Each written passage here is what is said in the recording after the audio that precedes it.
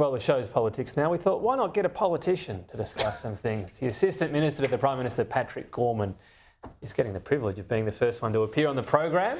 Welcome. Appreciate your time. It's good to be here. It's very exciting that I don't just get your wonderful questions, Tom, but that if anyone thinks you're not doing well enough, there's 3 backups. Oh, trust me, they all have strong views on how I'm doing. What about this right to disconnect? And we didn't hear anything about this until the Greens were talking about it. So is Labor saying this is a good idea and you agree with it? Or are you simply going, this is a quid pro quo to get the Greens over the line? Obviously, we were negotiating a range of proposals in what we put forward as the closing loopholes package. Our priority has been for gig workers and for casuals who've been casuals for too long. That's what we're trying to get through the Senate. But the challenges that we've got when it comes to what's happened with technology over the last 20 years and how that's changed the work relationship, we're really happy to have that conversation. I think the example that really struck me that makes sense is if you think about a teacher in a classroom from 9 till 3, doing paperwork and things for another couple of hours, it's reasonable that you give them some level of industrial protection, that they don't have to respond to a student's or a parent's email at 8 or 9 o'clock at night. Is it clear that that was happening beforehand? They can get an email, they don't have to respond to it. Is this just legislation trying to find a problem here? I think it's about acknowledging that what you want is that not to have penalties for people who maybe don't respond to that email that comes in at 9 o'clock at night.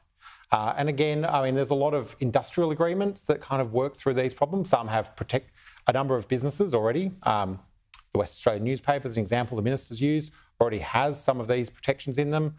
Other agreements recognise that people need to be contacted at all sorts of hours. So I think this is just about recognising the nature of work is changing. It's reasonable to have some protections in there for people. But even an example of a cafe, we just saw that before. If you're running a cafe and you've got someone who calls in sick for work and you need to call your other employees to see if they can come in to cover the shift, that's totally fine.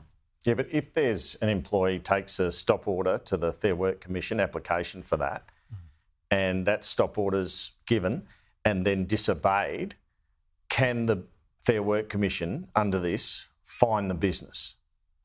I think what we always look for is ways of encouraging cooperation in industrial relations. I don't want to get into a hypothetical about how the Fair Work Commission would deal with a specific application for a stop work order. I think that's something that...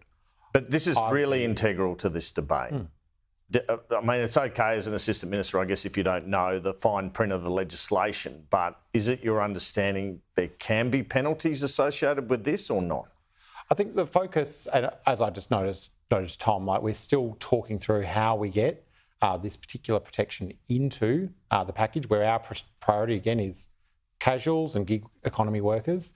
The intention is to give some rights to employees and to say it's okay not to respond to that email or that text message if it's, the 12th or 13th But hour. the Greens say the deal's done. They say this is already worked out.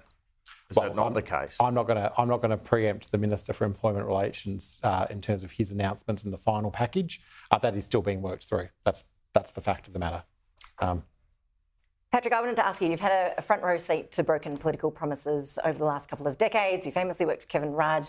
We all remember when the carbon pollution reduction scheme was shelved. Is that a bit of an eye roll there, working for Kevin Rudd, or a sigh? It was a deep breath. Okay. But I think we've just moved on from talking about the Greens political party. And maybe when I talk about the carbon pollution reduction scheme, my memory of that time is where the Greens actually stopped good environmental policy. Okay, well, let's not go back over that part of the But it's a fact that should be... I want to ask you, though, if a policy backflip is popular, as we're being led to believe so far in terms of the news poll on this tax backflip, does that protect a leader, do you think, of losing the trust of voters, or can something that is popular still be a trust breaker when it comes to the polls? Well, I think if you ask the question about leadership and being a leader is about doing the right thing by the people that you lead. And in terms of the job of a Prime Minister, in terms of leading the Australian people, it's about when you see the people in your country having huge cost of living pressures. Of course, it is on you to take the advice that you receive, to do everything you can to alleviate those pressures while not adding to them. And that's indeed what we saw in question time today, was the Prime Minister very clearly outlining that we're seeking to reduce cost of living pressures on people who are earning wages in this country while not adding to inflation. We've managed to find the best way through, having taken the advice from Treasury and elsewhere. Is it more tricky in WA with the FIFO workers?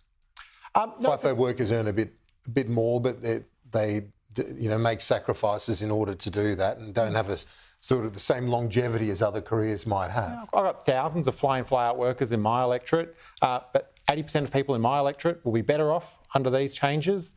We had Minister Madeleine King answering in question time, pointing out that actually the average wage in the mining industry is about $145,000.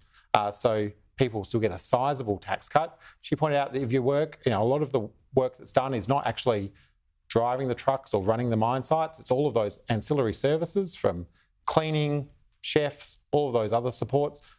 They will get bigger tax cuts. Has it got you back in the game, do you think? There was a sense the Prime Minister was a bit punch drunk at the end of last year off the back of the Voice. Is this something that gets you back in the game, as Ash was alluding to? I'm on a panel with 4 commentators. I won't become a 5th commentator. Do it. Come on. It's very kind of you. It does feel a little bit like an election night thing, but I'm not going to be lulled into that at all. What I'll just say is we thought this was the right thing to do by the Australian people. We've been really upfront explaining it. We've been out there explaining it now for 2 weeks. The feedback I've received is that people understand why we've made this change.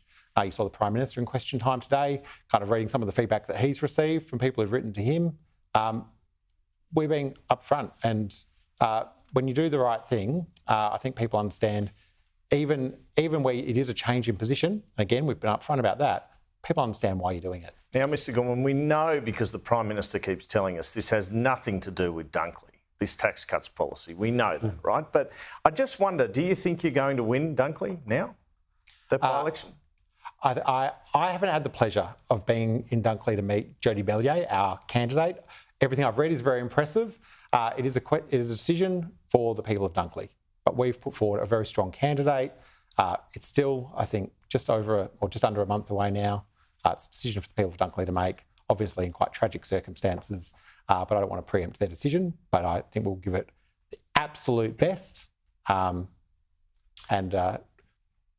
It's ultimately up to the people to decide, and I'm sure there'll be a panel that feels a little bit like this in just a few weeks' time. You're pretty close to the PM with your role as well, assistant to the Prime Minister. Did he just sort of ask you before doing this, making a big call here, is it worth a broken promise? Do you think it'll be worth it in the long run?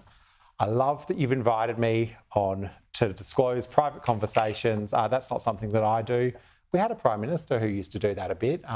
He said he consults. I saw him on that other network earlier this week, but I won't mention the program or the network. Like most responsible adults, I keep private conversations private. Now, they tell me Kevin Rudd in Washington is duchessing congressmen like he used to Duchess caucus members for a vote for the leadership. He's becoming quite effective at that. Have you heard any mail about your old boss in terms of how he's carrying out that job?